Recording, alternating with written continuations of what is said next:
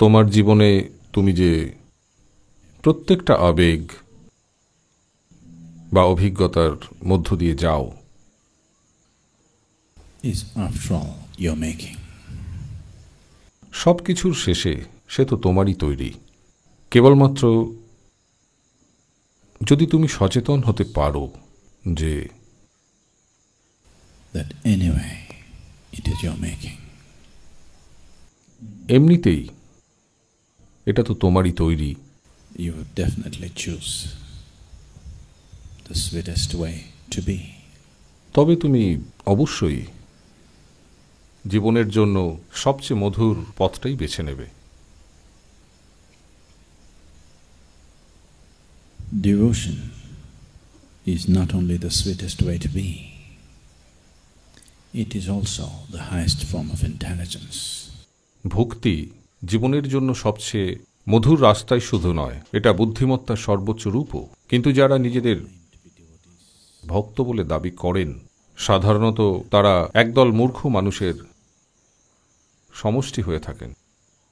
তাই যারা নিজেদের বুদ্ধিমান মনে করেন সব সময় কোনো ধরনের ভক্তি থেকে দূরে থাকতে চেষ্টা করে। ভক্তি মানে হল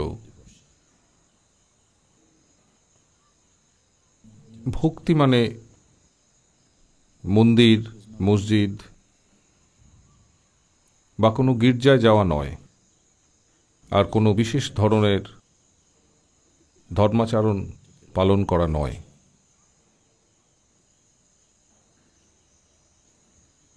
ভক্তির সহজ অর্থ হল তোমার জীবনের যেসব মুহূর্তে তুমি সচেতন যে তোমার চেয়ে বড় কিছু তোমার চারপাশে ঘটে চলেছে, তবে ভক্ত হয়ে ওঠা ছাড়া তোমার আর কোনো উপায় থাকবে না। যখন তুমি উদ্বেল হয়ে উঠবে,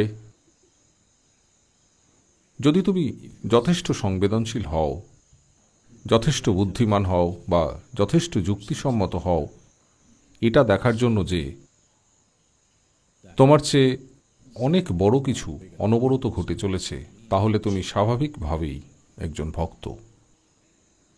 তোমার জীবনে এছাড়া আর অন্য কোনো পথ নেই।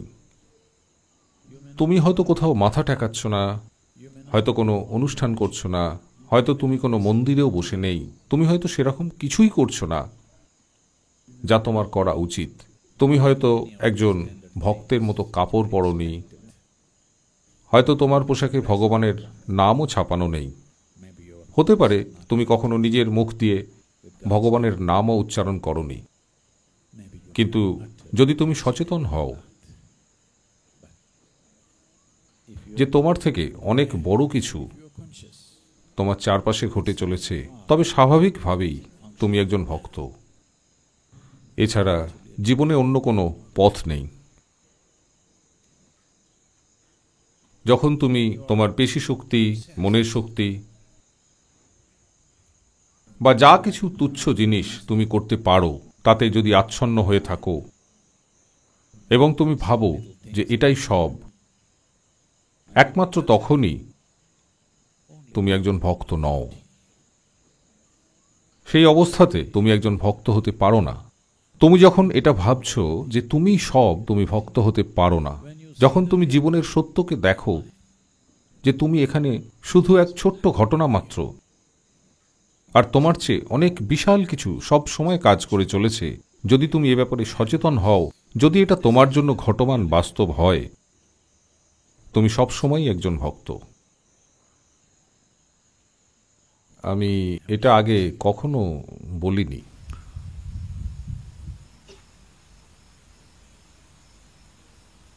আমি বলতে দ্বিধা বোধ করছি, কারণ কথাটা ছড়াবে আর আমার সুনাম নষ্ট করবে।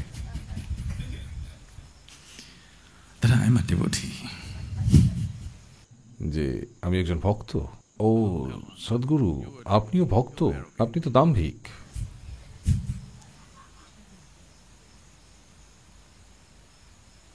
এতে অনেক প্রয়াস লাগে, নিজেকে দাম্ভিক দেখানোতে অনেক কিছু লাগে।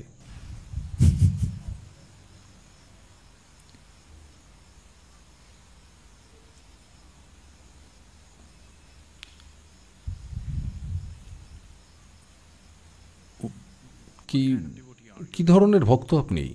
ও, আপনি অবশ্যই শিবের ভক্ত। Shiva is my partner. Shiva আমার সঙ্গী।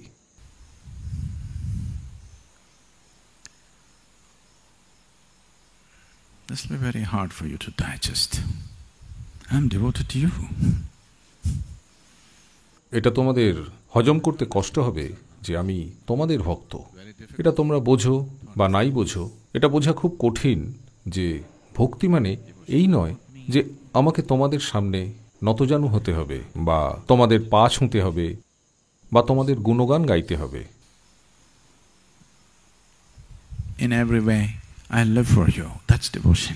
সব রকমভাবেই আমি তোমাদের জন্য বাঁচি, সেটাই ভক্তি। আমি এই জন্মটাই নিয়েছি তোমাদের জন্য এটা সম্ভব করে তুলতে, সেটাই ভক্তি।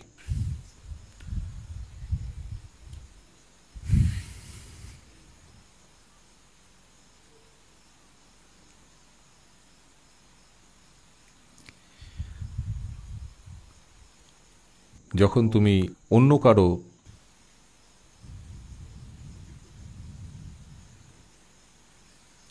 ভালো থাকাকে নিজের কল্যাণের ওপরে ধরে রাখতে পারো, সেটাই ভক্তি। যা এক ভক্ত অনায়াসে করে, অন্যান্য অনেকেই তা করতে প্রচুর হিমশিম খায়।